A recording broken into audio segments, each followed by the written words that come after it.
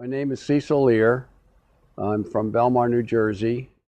We started surfing there in '62, but all our interest was in getting beaches open in our area because we're not allowed to surf until before 9 o'clock when the guards weren't on, and then after 5:30.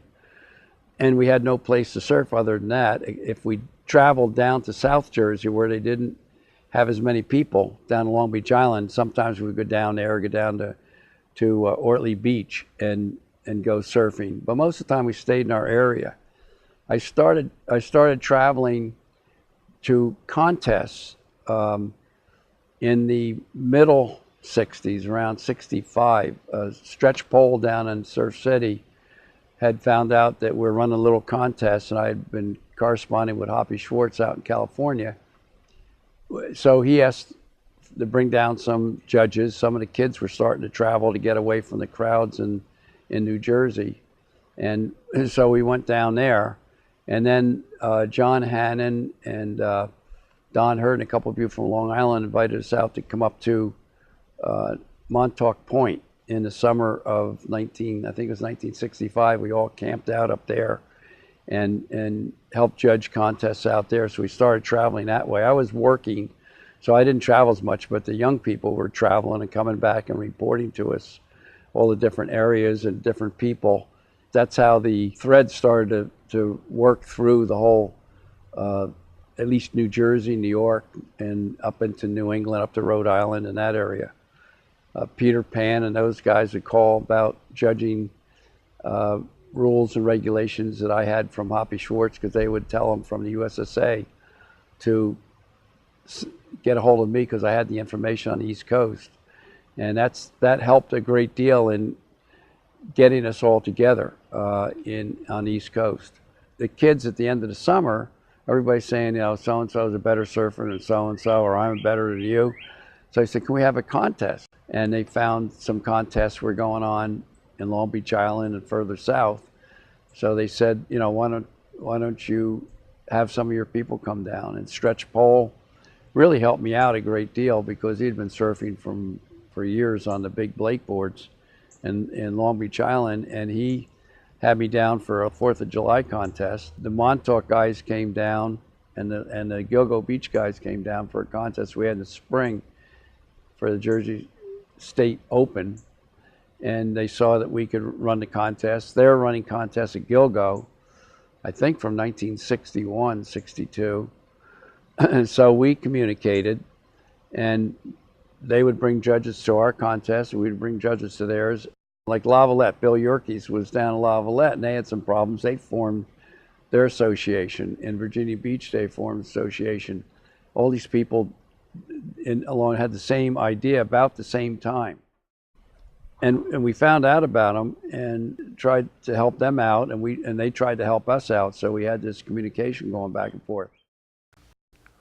Dick Catree, late '67, early '68, became the manager of the Hobie team. He had previously been manager of the Surfboards Hawaii team, and they would win everything. Every contest ever was always won by them at that period. And they would come up the coast. There was a Mother's Day contest out at Shinnecock Inlet, which was done by one of the college fraternities. And they would all come up, and it was just tough to beat them. We would bring surfers up from New Jersey, and the surfers from New York would come out there, and the ones from New England come down, and they would take everything.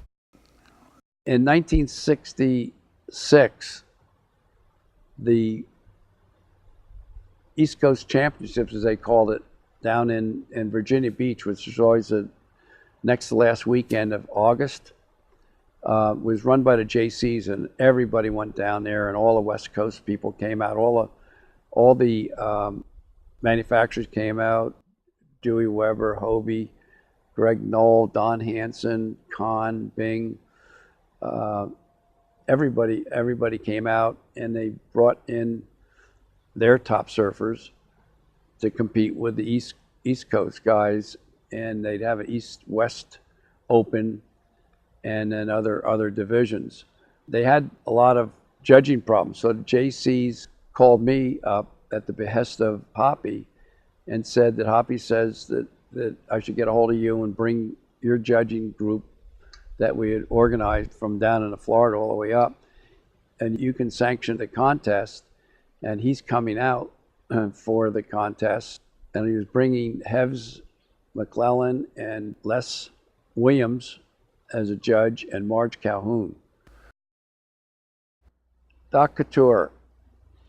Doc took over the New England district. He had been working with Will Jacobs, and Will Jacobs had a few surf shops and dive shops up in New England. And Doc was surfing at that time and interested in competition, and he was helping Will Jacobs. And then Will, because of some business commitments and things he had to do, decided he was going to retire from being the district director there. And Doc said he would like to take over, and that was probably the biggest blessing to the ESA, because Doc was just one of those very special people. He was good around people. He was good with adults. He was good with children. He was very inspirational. He was a psychologist and an MD. He became district director, and when Rudy went out to Hawaii in 1970, and I was going to have to resign in late 1970 because of the going to New York and working out of New York by then. He wanted to become the executive director. Doc wanted to become the executive director, and he could not because he was still in med school. He had to finish med school by that year. And we tried to talk him into it, but he said he just couldn't do it. So there was a fellow by the name of Weldon Bankston that took the directorship for a year, and then Doc came in afterwards.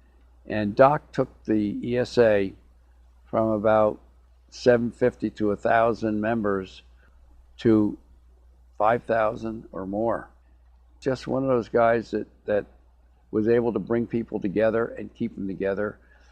Came up with the idea because now surfing had grown so much that it was too difficult for just one person in a particular state to be able to direct a large state or a large district. So he broke it up into about 12 districts and grew the ESA that way. And it just became a real incredible organization. David Reese continued on. David became the competition director after George Gerlach, who was directly after me. And then that was passed on to, I think, David Baer, and it just kept on going. And Doc was the guy who was the glue that kept everything together. I must say I was very honored because Doc would always call me up. One thing that Doc did, he would always talk to people. It was something I learned a long time ago, and we both agreed on that method and try to work things out. So he would call me up 11:30 at night. He would say, "Cece, can you talk? I got a problem." And he would bounce the problem off me, and we'd talk about it. And sometimes I could help him and advise him. Other times I may not be able, but at least he had someone to talk to.